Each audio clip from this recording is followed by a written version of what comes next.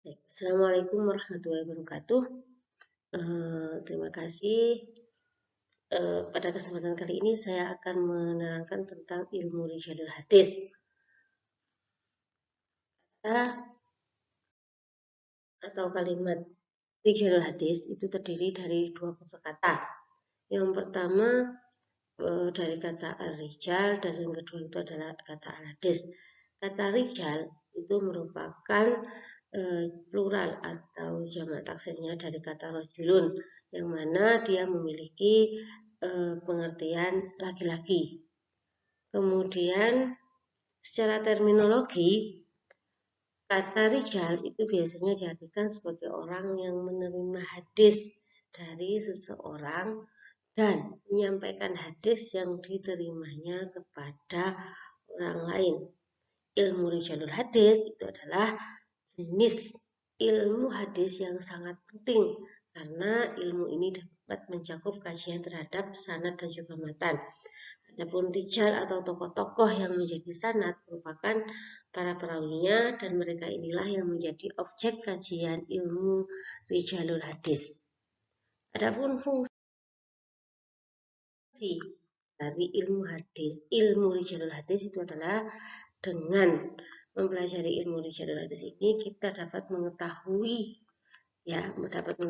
para perawi hadis dalam referensi ilmu ini yang penyusunnya itu dapat memaparkan secara lengkap mulai dari nama, kemudian nama kunyahnya, nama lakopnya, penisbatannya, tabaqat, rihlah, guru-gurunya, serta murid-muridnya.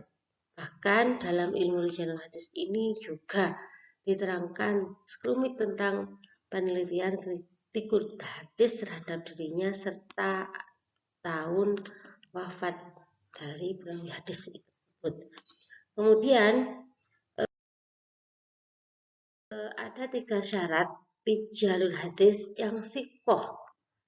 Yang pertama, syarat yang pertama itu adalah dia memiliki sifat yang adil, kemudian dia itu bersifat dobit, dan yang ketiga dia bisa menjaga muruah. Adapun dalam sifat adil sendiri ini harus memenuhi beberapa syarat, diantaranya dia itu harus muslim, kemudian baligh, mumayyiz di sini dia itu bisa membedakan antara yang benar dan yang salah.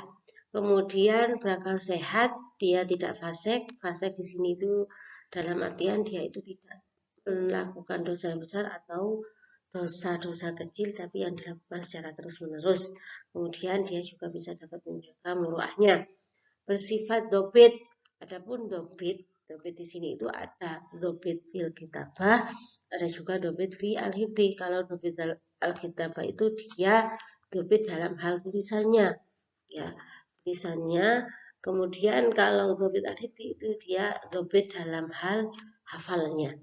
Kemudian yang terakhir dia itu dapat menjaga muruah. Muruah di sini itu dia dapat menjaga harga dirinya dengan senantiasa berakhlak yang mulia. Kemudian gelar-gelar untuk rijalul hadis. Di sini ada 7 gelar yang bisa disematkan bagi para rijalul hadis.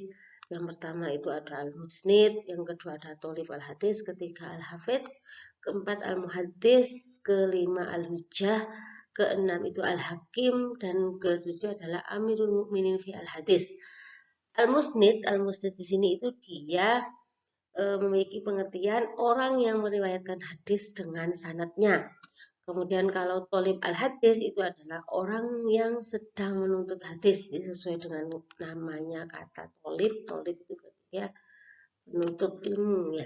Kemudian al-hafidh itu adalah ini tingkatannya sudah tinggi, itu yang mana kriteria bisa dinamakan diberi gelar atau diberi gelar al-hafidh itu adalah ketika dia sudah menghafalkan lebih dari 100.000 hadis, baik dari segi matan maupun dari segi sanadnya.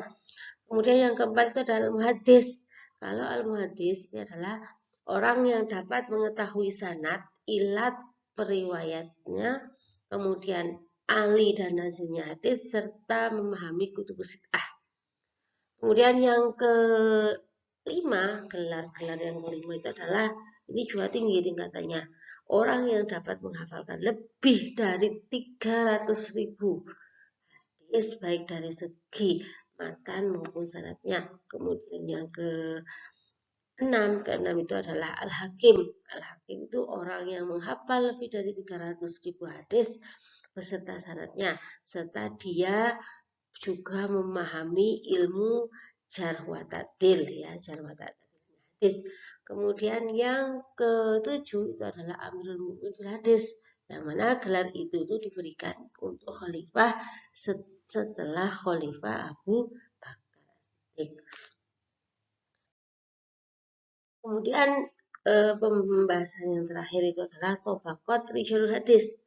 Tobaqat di sini memiliki pengertian yaitu suatu kaum yang hidup dalam satu masa dan memiliki keserupaan dalam umur dan juga sanadnya, yakni pengambilan hadis dari para guru.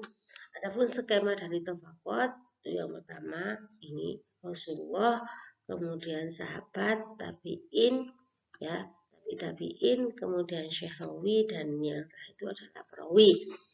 Sahabat, ya, pengertian sahabat di sini, sahabat merupakan tingkatan pertama, yaitu orang yang menerima hadis secara langsung dari Rasulullah SAW, seperti Abu Hurairah, kemudian Anas bin Malik, ya.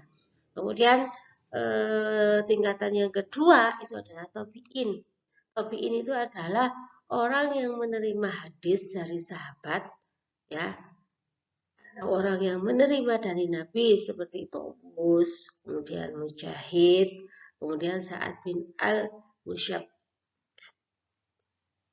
Kemudian tingkatan yang ketiga itu adalah tabi'in. Ini merupakan penerima hadis dari tabi'in seperti Amir bin Abdullah dan Syarik dan sebagainya.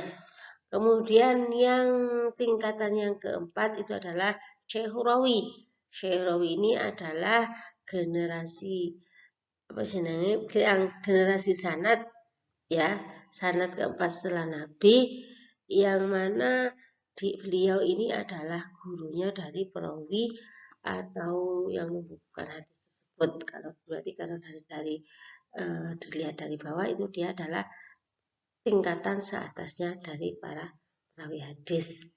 Ya. Kemudian ya presentasi dari kami tentang ilmu rijalul hadis. Semoga